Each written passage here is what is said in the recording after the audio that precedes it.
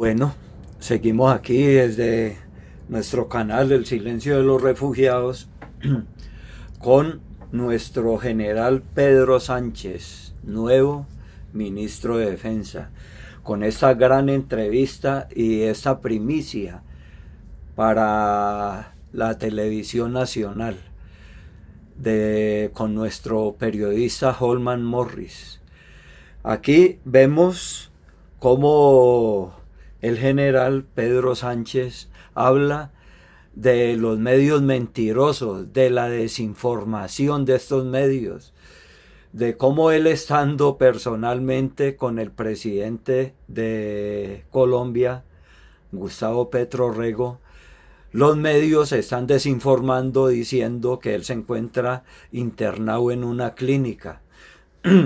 Entonces ahí vamos viendo cómo se van cayendo las mentiras y las estrategias de estos medios mentirosos, serviles a una clase corrupta aquí dentro de nuestro país, una clase criminal, que están muy adoloridos porque llegó un presidente que no se orina en los pantalones y que está muy cuerdo en lo que está haciendo y está atacando las economías ilícitas y está sacando de la miseria en que nos tenían estos gobiernos criminales corruptos anteriores, y está sacando el país adelante con una reforma agraria, con unas energías limpias, con un personal que lo acompaña desde las mismas fuerzas militares, desde la Policía Nacional,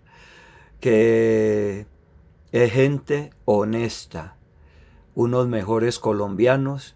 Se ha ido limando, digámoslo así, como limando asperezas de simplemente rumores que se traían sobre el presidente Gustavo Petro Rego, y vemos como ahora este general Pedro Sánchez, que es prácticamente un magíster en defensa nacional. En el video anterior él nos estaba hablando de su trayectoria de vida, de su currículum académico a instancias militares.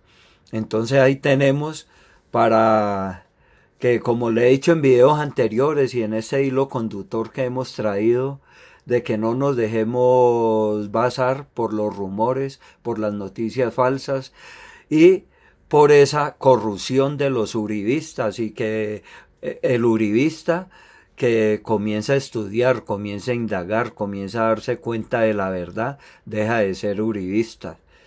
Y pues para nuestros amigos uribistas nunca es tarde. El peor error es defender la mentira, defender la infamia y hacer parte de ella. La Operación Esperanza tal vez sea la más renombrada, pero cada día nuestros soldados están rescatando campesinos, nuestros amigos de la Armada, compañeros, están rescatando náufragos, la FAC rescatando mujeres embarazadas en medio de la selva, nuestros policías en las noches rescatando personas en la calle, siempre protegiendo la vida. Pero darle ese significado tan alto, pues obviamente eleva el compromiso de la razón de ser que tenemos. Sí, ya no sé si decirle general, ministro, general, todavía general, sí, con ese bello uniforme. Estamos. General, pero el presidente ha dicho, nuestras fuerzas militares tienen que pensar en la doctrina de Damasco, tienen que pensar en que los nuevos retos de la humanidad son la migración, el cambio climático, que nuestros ingenieros militares son hombres que tienen que salir a construir de la mano del pueblo, de la gente, del campesino, del indígena, la carretera, sus puentes, y eso lo hemos visto en esta nueva visión. ¿Cómo va a fortalecer usted eso? ¿Cómo recibe usted ese mando? Bueno, ahorita hay una estrategia. Algunos dicen, es que no hay estrategia. La verdad, estrategia hay. Lo que falta son unos recursos importantísimos para darle vida a esa estrategia. Afectados por fenómenos o aspectos globales. Por ejemplo, el tema de la guerra Rusia-Ucrania prácticamente colocó los Mi-17 en tierra. y ese era un helicóptero que se utilizaba para llevar comida, y ahora el Black Hawk, que se utiliza para hacer asaltos, o se utilizaba para hacer asaltos aéreos, ahora es para llevar comida. Es casi como utilizar el Ferrari para traer el pan. Pero en este enfoque, en esta estrategia, el punto número 1 de esa estrategia, que comenzó hace 2 años y medio, dice protección de la población civil. O sea, eso siempre ha estado. Y si me voy un poco más atrás, ha estado. Es bueno, y ojalá haya en algún momento la oportunidad de explicar la doctrina Damasco. Algunos dicen la doctrina del enemigo interno. Jamás se nos ha enseñado eso. Siempre ha sido todo enfocado a respetar lo que dice la Constitución y la ley. Pero obviamente el enfoque de nuestro presidente de la República, y hacia allá debemos apuntar, es a esa protección de la vida, de la biodiversidad, que ha estado en nuestros planes. Nosotros somos conscientes de ello, somos muy conscientes. Por algo, Holman, somos la institución que, si uno mira en la historia, que mejor índice de favorabilidad ha tenido, por encima de las otras instituciones, incluso la Iglesia, la cual respeto enormemente. Eso significa que de alguna manera se ha hecho el trabajo bien, pero claro que se puede hacer mejor, y que también somos apenas el 0.5% de la población para proteger a los demás colombianos. Ministro, también esta mañana uno escucha a la oposición. No, se va a desmoralizar el ejército, están desmoralizadas nuestras tropas. Y yo decía, cuando llega un hombre, pues porque lo conozco usted, un hombre de tropa, un hombre que ha estado con el soldado, en fin, ¿qué le dice usted a esos críticos? No, que están totalmente desenfocados, aunque tengan el derecho a opinar. Es un reconocimiento enorme que hace el comandante supremo de las Fuerzas Armadas al soldado, a la institución militar, a las Fuerzas Armadas, a nuestra Policía Nacional. Muchos dicen que algunos retirados están molestos.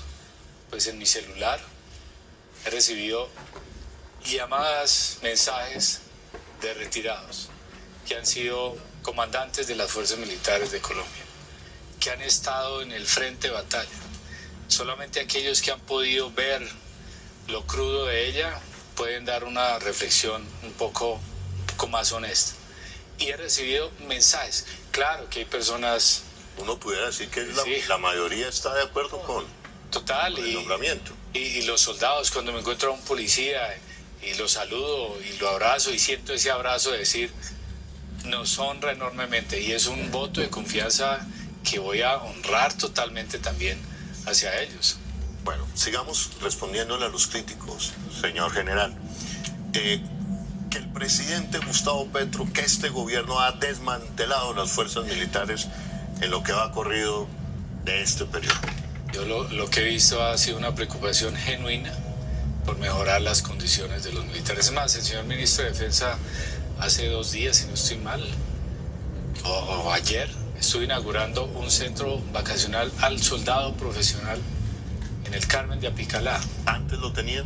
No. Esto es muy importante lo que usted acaba de decir. Bueno, yo he cubierto el conflicto, alguna vez me puse el uniforme también, y sé lo que vive. Corrupción en las fuerzas militares es atentar contra la vida del soldado. La falta de una bota, de un radio con malas baterías, en fin. Pero yo he visto un gobierno que ha hecho un énfasis en dignificar la vida del soldado, la vida del suboficial, la vida del oficial. El ejemplo más claro, Holman, es el acceso a ser oficial o suboficial en nuestra Policía Nacional o en las fuerzas militares. Y era absurdo, yo lo veía absurdo hace unos años, que en una sociedad se preguntara quién está dispuesto a ofrendar la vida para defender la patria. Y levanta uno la mano y le dice, sí, pero tiene que pagar para estudiar y hacerlo. Diga, va a entregar todo, ¿qué le va a dar la patria a cambio? Y este gobierno entonces creó la matrícula cero. Y eso permite que haya mayor inclusión. Y si hay algo que sea totalmente incluyente, son nuestras Fuerzas Armadas. uno puede encontrar un microcosmos de lo que es Colombia. Así es. Encuentra indígenas, encuentra negros, encuentra blancos, mestizos de todos los niveles sociales.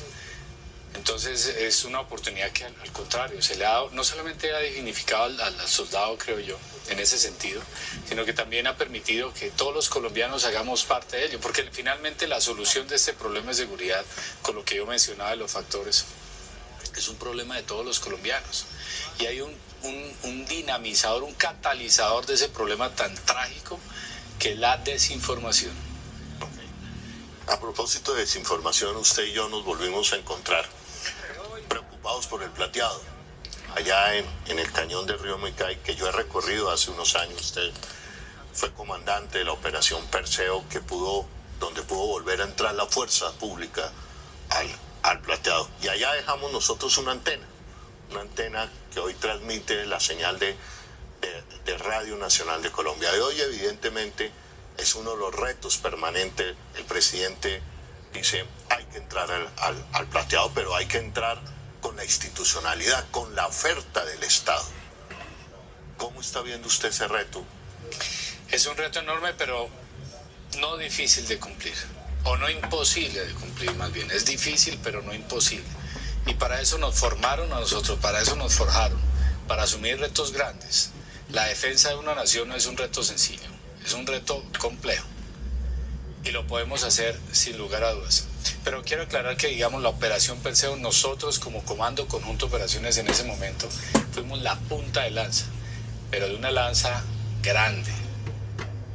Fue comandada por el SECON 5 y por la Tercera División y otras unidades, pero la punta de lanza, los hombres que vieron ahí corriendo por las calles, enfrentando a los criminales y evitando cualquier afectación, que no se afectó absolutamente ningún civil durante el combate, eran comandos de las Fuerzas Especiales que le colocaron su pecho a la muerte para proteger a las personas allá. Es un reto muy difícil, pero es fácil si nos ayuda la población del Plateado. Son 8.000 personas que viven allá. ¿Qué mensaje les envía? En 1.886 casas. Que si nosotros estamos dispuestos a dar la vida para sacar el cañón del Micay adelante, ellos por favor nos ayuden en ello. En dos vías prácticamente. La primera es que transitemos a esa mano amable que jamás había visto yo en la historia que yo conozco de un presidente de la República, donde les brinda absolutamente todo, donde le soporta la institucionalidad, que pueden haber problemas de articulación, etcétera, pero le brinda toda esa capacidad, que aprovechen esa capacidad para que hagan la transición a esa economía legal. Y la segunda, que nos ayuden a neutralizar los actores criminales que están allá. Cuando digo neutralizar es a desmovilizar o a capturar o a aplicar toda la contundencia y la capacidad militar a aquellos que intentan asesinar. Pero que finalmente allá en el Plateado, en lo que vi yo, que hablé con algunos pobladores, gente tan buena. O sea, los buenos son más allá. Al igual, o sea, serán 100 bandidos, 150 bandidos, pero de 8.000 personas que quieren salir adelante, esos cañones que creo que usted pudo apreciar ahí, es un espectáculo de paraíso, pero sembrados con coca, que a veces es bueno preguntarse, ¿y esa coca dónde termina? Tal vez uno diría, seríamos capaces de verle la cara o saludar a aquel papá que vio morir a su hijo por una sobredosis. Señor general, pero también estamos claros, y usted lo acaba de insinuar, de un gobierno que cambia la estrategia. Es decir, yo tengo esta lectura, un gobierno que no dice que en esas zonas apartadas del país, en esa otra Colombia, no es solamente la oferta, no puede ser, y la responsabilidad no puede ser solo y exclusivamente de nuestras fuerzas militares, sino son la punta de lanza de una lanza muy grande. Por eso el presidente o este gobierno ha dicho, le tenemos que dar la oportunidad a ese campesino que siembra coca. Primero, no es un terrorista ni es un delincuente, pero necesitamos llevarle las carreteras, las escuelas, los hospitales. Así es. Y ese planteamiento nosotros lo hemos hecho siempre en toda la instrucción militar. O sea, si uno mira las estrategias o los planes de guerra o de campaña anteriores, siempre tiene ese componente de acción integral o acción unificada del Estado.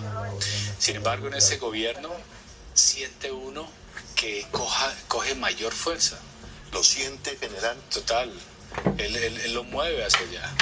Pero eso no significa, y jamás nos ha dado la orden, de no afectar. Es más, nos exige plenamente, oiga, actuemos ahí. Pero eso ocurre en un recinto cerrado, en una discusión cerrada. Pero exige a nuestra cúpula militar. Y cuando fui comandante del SECOES sentía que exigían esos resultados, porque uno no puede simplemente, los hechos deben hablar más que las palabras. Ahora, bueno, usted que ha sido un hombre que ha recorrido este país, producto del conflicto, que conoce este conflicto, yo estoy en desacuerdo con un tema. Han venido planteando, señor general, que este país está incendiado. Bueno, yo reconozco que hay, digamos, una situación humanitaria en el Catatumbo, hoy hay una amenaza en el Chocó, tenemos a Cauca, pero recuerdo gobiernos anteriores como periodista también recorriendo los mismos confinamiento en el litoral pacífico, confinamiento en el Urabá, de comunidades indígenas, comunidades negras.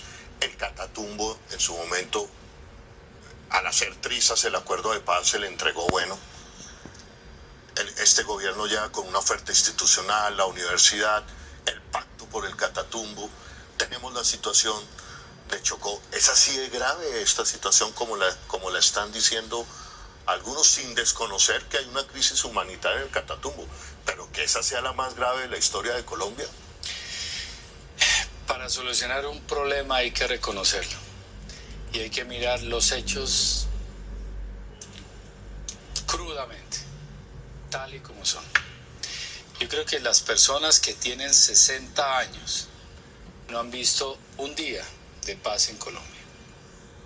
Si hablamos de la guerrilla del ELN, bueno, la guerrilla no, el cartel del narcotráfico del ELN, el cartel del narcotráfico de la Segunda Marquetalia, del Estado Mayor de Calarcado, de Mordisco, el 57, y ahora que se desarrolló el Clan del Golfo, nunca han tenido un día en nuestro caso. Que es nuestro caso, nosotros no lo hemos visto. Sin embargo, también es cierto que el gobierno nacional determinó una ley de la paz total. Y jamás había visto tanta generosidad, tanta voluntad, tantas manos abiertas para que esos grupos narcocriminales pasaran a ser parte de la sociedad de manera legal, porque así lo permite la democracia. Jamás había visto tanta bondad puesta sobre la mesa. Pero esa bondad fue traicionada, porque su enfoque o su naturaleza es netamente criminal de estos grupos. Ellos no pelean por un ideal revolucionario, es por un negocio de la droga. Entonces uno encuentra que en Arauca se pelean la FARC y el ELN, pero en el sur de Bolívar entonces se alían para atacar el Clan del Golfo, y en otras áreas se pelean, etcétera, como lo que está pasando allá. Y en ese paso en el cual se dijo que no se adelantaran operaciones ofensivas contra los grupos que estaban haciendo esas negociaciones, pues obviamente por debajo de la mesa le jugaron sucio, no al presidente de la República, a los colombianos, a la gente del Catatumbo, a la gente del Cauca. Traicionaron a Colombia.